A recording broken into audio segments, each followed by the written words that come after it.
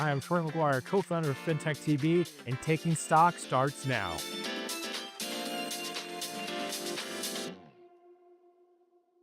You understand that? Do you know that? Him? Never. I'm just warming the seat for you, Dude, bud. correct. You're a tough act to follow. I do my best.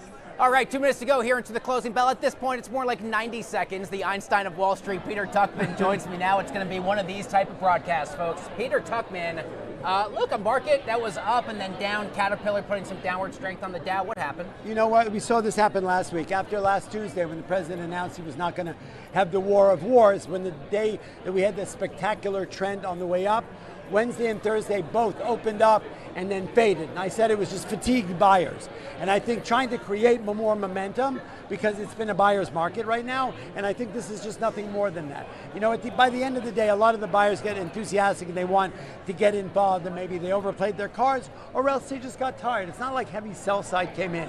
It's just that the buyers are sort of backed off. It could be, look, there's so much news coming out and trickling out about what's happening. It's an oil trade once again, right? And I think it's more of just a fatigue buy side rather than some aggressive sell side. We're not seeing any of that. I mean, if anyone goes back to Wednesday, Thursday charts on the S&P from last week, it's identical. Strong start and then sort of a pullback. That's right. We're seeing the oil benchmarks up. We got CPI inflation tomorrow morning. Absolutely. That's a market mover. Yep. Certainly is. Peter Tuchman, thank you Love for being you guys. here. Nixon 5. Nixon 5. Phil Rosen on deck. Much more taking stock coming up after the closing bell. But first, time for the close.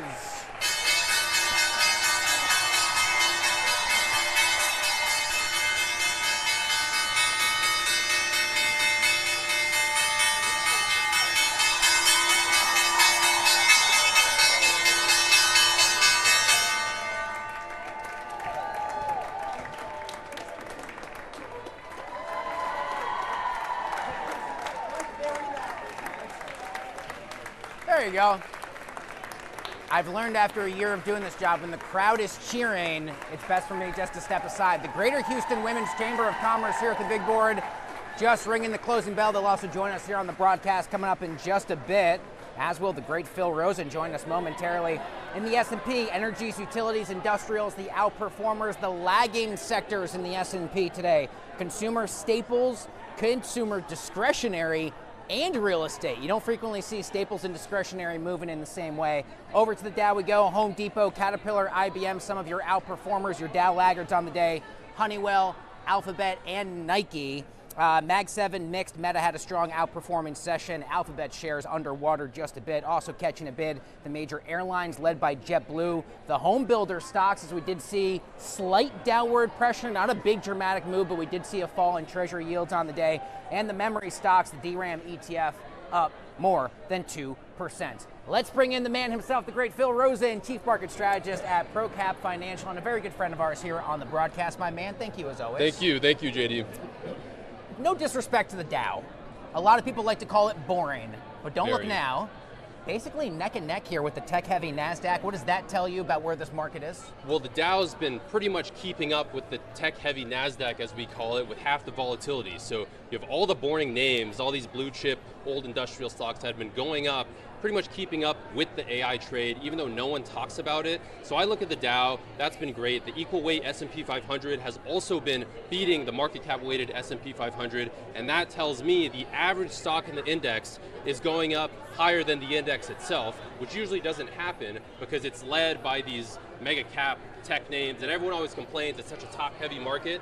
The average stock going up more than the index tells you otherwise. How healthy, how broad is the bull market when you look at something like equal weight S&P? Listen, the regular S&P is having a great year. We talk this 8 to 15% annual return figure all the time. It's one of our most frequent go-to one-liners. But how about equal weight S&P knocking the cover off the ball? So all the names that you were listing before I joined the show a minute ago, those are the most boring names in the stock. You said Home Depot was up big today. Oh, yeah.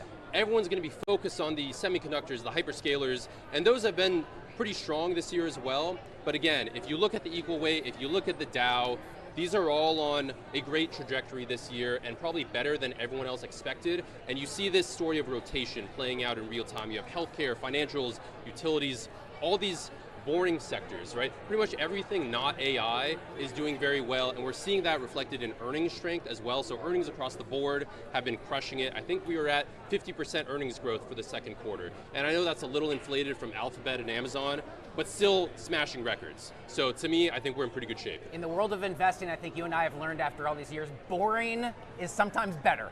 It's the best. It is the best. How about small caps? Russell 2000, the best in the bunch today, up 0.3%, up 21% on the year. New all-time high after all-time high. How about that outperformance? This is another sort of hidden sector that no one seems to be talking about. If you have small caps almost doubling the S&P 500, very unusual, very rare for that to be happening, but that tells me that the AI trade is not just a top-heavy phenomenon. You have small businesses, smaller companies across the country that are actually doing better. And sure, there might be some froth because you have a lot of unprofitable names that have been going up like weeds, frankly, but at the same time, there's not much to be too worried about right now as far as the broadening out and rotation story. How much of the small cap rally or any other thing that you and I have been talking about is contingent on what the FOMC does next? A big September meeting coming up before we know it. We have been so wishy-washy on what the Fed's going to do all year. Kevin Warsh has his own agenda. He may or may not share that. But at the same time, stocks have powered through every single Fed uncertainty moment of the year. And frankly, they did the same thing last year too. I don't know why that would suddenly change. Sure, we might get a little inflation scare at some point and the Fed may have to respond. But generally, I've still been in the camp that we're more likely to get a cut this year than a hike, which is pretty non-consensus right now, but I like our odds. Most importantly, out of everything else you and I have talked about, if I'm not mistaken, this is Phil Rosen's birthday week. Oh boy, Bud, you're exposing me. Happy birthday, dude. Thank How you. can I not? The great Thank Phil you. Rosen, good friend of mine, good friend of ours here on the show, chief market strategist at ProCap. All the best for the big day, dude. Thank you as always. Thank you very much. Don't go away, folks. A lot more Taking Stock coming up live from the trading floor of the big board right after this.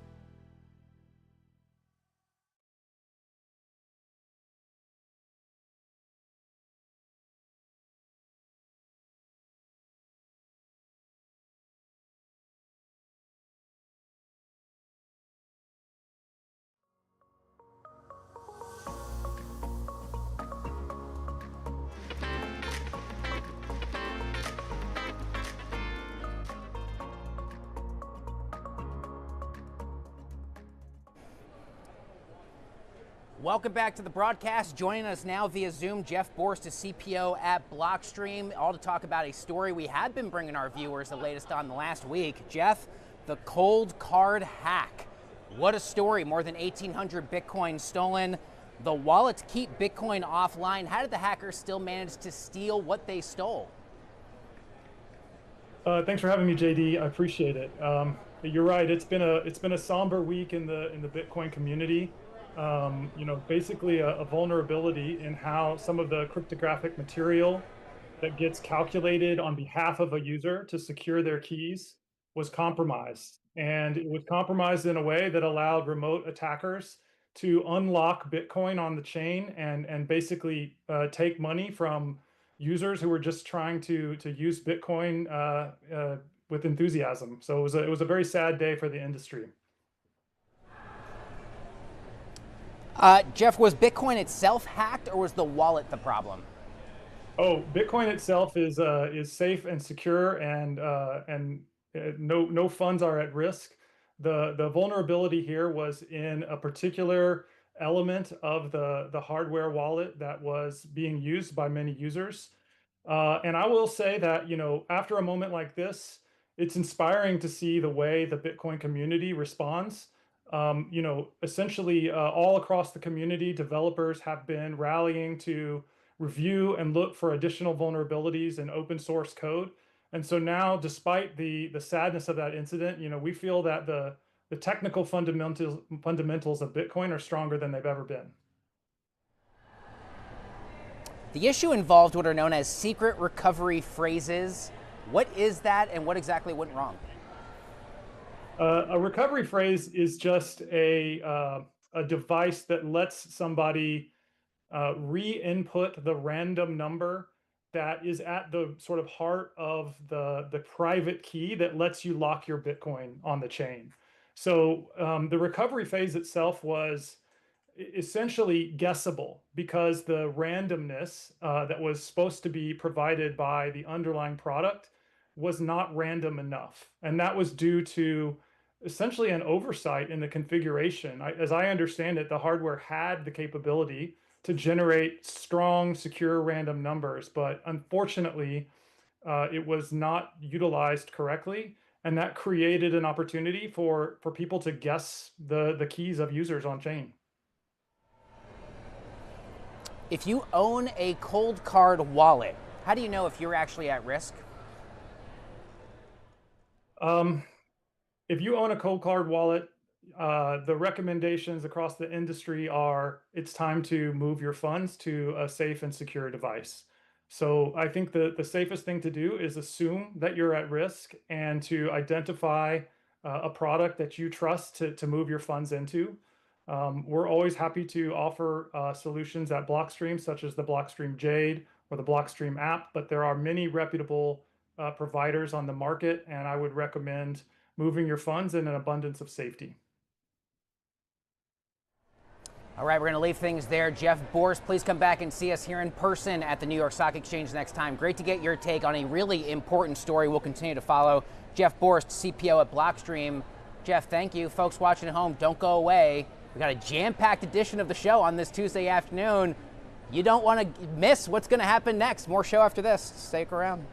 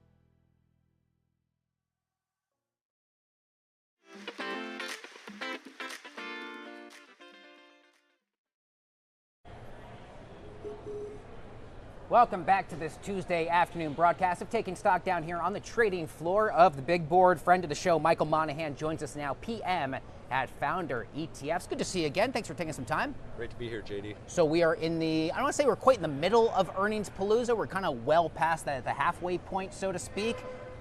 Better than expected. Obviously, we got a lot of macro headwinds. How are you thinking about market performance right now? Obviously, one day ahead of a pretty big CPI inflation print tomorrow, Michael. You're right, we've had great corporate earnings reports, and you're also right, we've got a complicated macro situation. We describe it as three waves moving through the market. We've got the Middle East instability, we've got the AI CapEx build, and then jobs. Talk to me about the jobs component. We got the jobs print for the last month on Friday morning. We were expecting a positive print of 83,000. It's a pretty big swing and a miss to the downside. Minus 23,000 was the print into Friday's session. No big surprise that rallied equities, but does it tell us there's maybe a bit more instability under the surface we have to contend with? I think we certainly do have to watch job numbers. It's our third wave, sort of bouncing between the Goldilocks of the fear of AI displacing jobs, but also if the economy gets too hot, it's going to put Warsh in a tricky spot. So we think this jobs number gives Warsh the ability to not hike rates, and equities are liking that from a terminal multiple perspective. Talk to me a bit more about Mr. Warsh's job here, how easy or probably how difficult it is. We've got 3 FOMC meetings left this year, one in September, October, the last one for December. We didn't come into 2026 thinking rate hikes were on the table. Now we're kind of split for September, but it's amazing how quickly the narrative has shifted, isn't it? What do you see out of the Fed? Absolutely, and that's why we describe it in the waves. The waves come back and forth, and the sentiment has shifted multiple times. We think we're going to see a Fed under Warsh where he speaks a little bit less, more of the Greenspan style. But I do think the data coming out, we've got a little bit hotter on some inflation metrics, energy as well, but I think these job numbers are going to give him the cover to hold rates steady, which we refer to as a phantom rate phantom rate cut. Michael, give me one part about these markets that you're following that you think we are not talking enough about. I think the payoff in this AI investment is really what we need to focus on. I was just with Ron Mittelstadt from Waste Connections. It's an industrial stock, right? Picks up your garbage. He's been working on AI since 2018. He's on his Q1 conference call this year, he said he was going to put $100 million into his AI objectives, and he thinks it'll pay back in $100 million of EBITDA next year. So this aligns with some of the things that Brett Johnson said on the SpaceX call, that you're getting a 1-year payback on some of these investments. I don't think people are recognizing that. I think more people need to see that and what it'll do for corporate profits. Yeah, you mentioned AI and hyperscalers. I think this is the first time since you and I have spoken, since we've heard from Alphabet, some of the other so-called Magnificent Seven tech stocks. There's an awful lot of spending that is being done right now with not necessarily any promise or guarantee of the future return of those profits. What have you made about what we've heard on a lot of those earnings calls as of late? So I'd give a little light pushback on the no chance of earnings. Remember, Google talks about their business growing at 80% with 35% operating margin. The Brett Johnson statistic I gave you, the Ron Mittelstadt statistic that I gave you, we're putting $1 in and getting $1 back right away, 1-year payback. So we think those are very good investments. We do think what's concerning the street is some of these companies that had a near monopoly, let's focus on Google, had a near monopoly in display search, but now they're competing against Elon Musk, right? They're competing against Amazon in these data centers, and so they've gone from a near monopoly into a very good business, but with very good competition. Yeah, of course. All right, Michael Monahan, PM at Founder ETFs, one of our favorite guests here on the broadcast. Please come back and see us anytime. Good to see you. Anytime. Great to be here. You have a great show. Folks, don't go away. A lot more Taking Stock coming up right after this.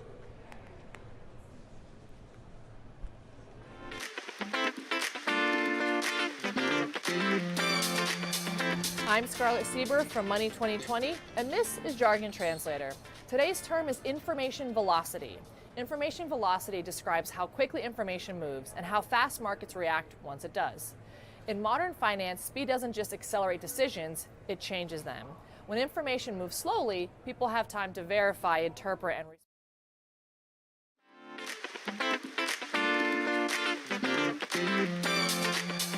I'm Scarlett Sieber from Money 2020, and this is Jargon Translator.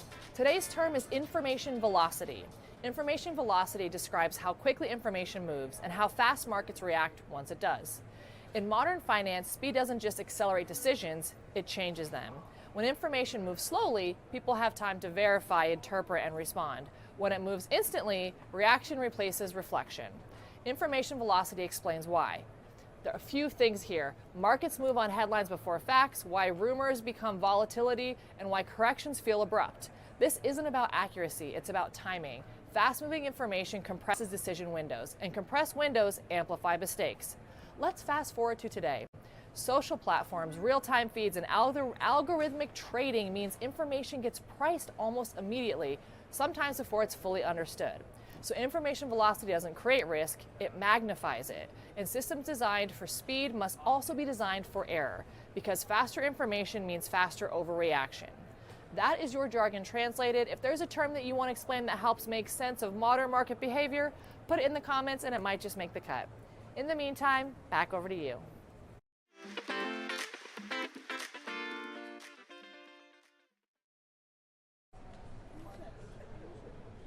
Welcome back to the broadcast. Susan Dyson joins us now. She is CEO, president, and founder of the Greater Houston Women's Chamber of Commerce. She and her team just down here at the big board a few moments ago, ringing the closing bell. It's really nice to see you. Just so exciting to be here. I mean, it's just like a dream come true. It's been on my bucket list, and to have it right here and celebrate our 19th anniversary this year, the 20th anniversary of the dream of founding the chamber. So it's a great opportunity for us to celebrate. That's amazing. We were so excited to have you here, not just doing the bell, but especially for me selfishly to have you on the show. What does ringing the closing bell and recognizing companies who support so many women and so many young girls out there, what does this moment mean to you personally? Well, we would not exist without those companies believing in women and giving them opportunities to lead.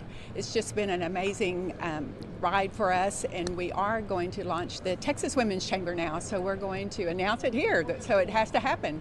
You're going to make it happen now. That's awesome. Texas growth. We'd love to see it. Correct me if I'm wrong. The the chamber was founded in 2008?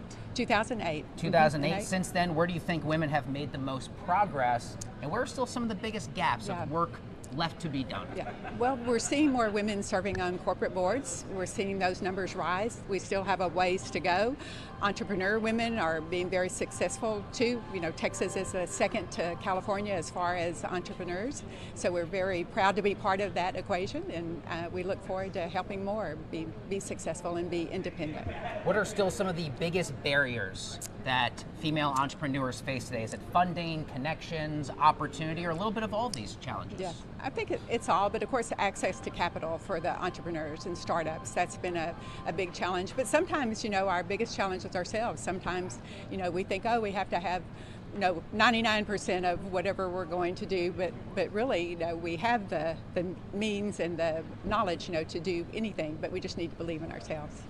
Why does getting more women onto corporate boards matter? And what does that process actually look like? So I'm sure where you're situated, it's so much more difficult than the rest of us simply seeing the headlines. Yeah, well, I think the statistics speak for themselves.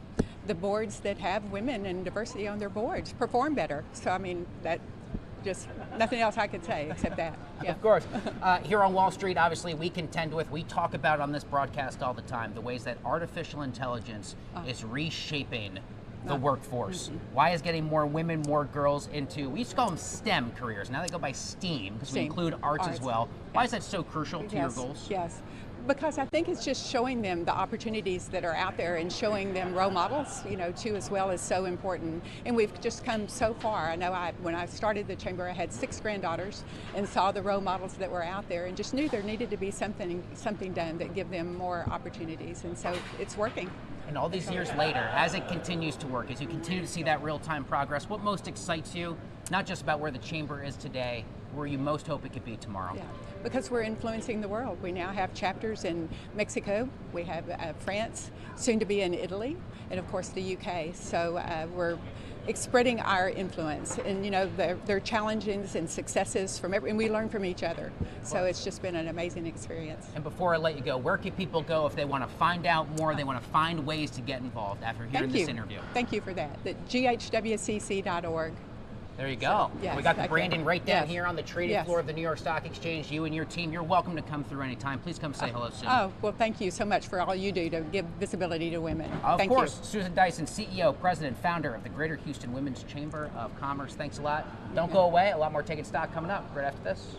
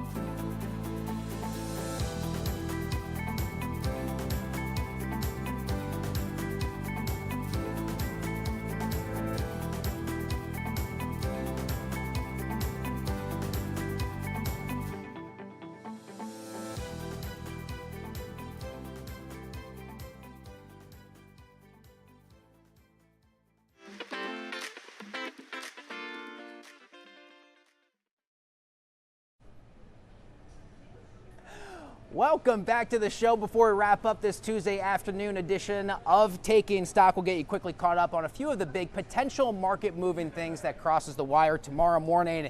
It's a big one. Michael and I were talking about a few minutes ago, 8:30 a.m., the CPI inflation print. Economists expecting core CPI to come in at 2.5% down from the previous month. That was the month of June, down from 2.6%. This time tomorrow after the close, we'll also get the latest quarterly results from Cisco, Cerebras, Inflection, and Jack in the Box. Breaking news, CoreWeave After Hours is reports second quarter results. We'll bring you the latest on what to expect tomorrow in terms of how the stock is moving. Your final tail of the tape on this Tuesday, August 11th, the S&P 500, little bit of downward pressure into the close, finishing down 0.32%. The Dow Jones Industrial Average not very far removed from many sessions of all-time highs, also in the red fractionally, down 0.3%. Folks, how about the NYA? If this major market index is not on your card, it should be to pay attention to. It's the one and only New York Stock Exchange Composite Index, another record-setting close, up 0.07% into the close. And the small caps, the best of the bunch, as Phil Rosa and I were talking about earlier, in the green, 0.3%. We did see Home Depot, Caterpillar, IPM. Those were your Dow outperformers. A little bit of Dow laggards as well, about 50-50 between the Dow 30 components. Honeywell, Alphabet, and shares of Nike underwater today. In the S&P 500, energy, utilities, industrials, those were the best of the bunch, but some downward pressure on consumer staples, consumer discretionary, as well as real estate stocks. The Mag 7 tech stocks, the hyperscalers, so to speak, kind of a mixed territory today. Meta, the best of the bunch, shares of Alphabet underwater. The major airlines catching a bid, led by JetBlue. The home builders in the green, as we saw a little bit of downward pressure for treasury yields, and the memory stocks up on the day as well. That'll do it for this Tuesday edition of Taking Stock, live from the trading floor of the New York Stock Exchange. What a show. We did it. Have a great Tuesday night. We'll see you again tomorrow from the big board.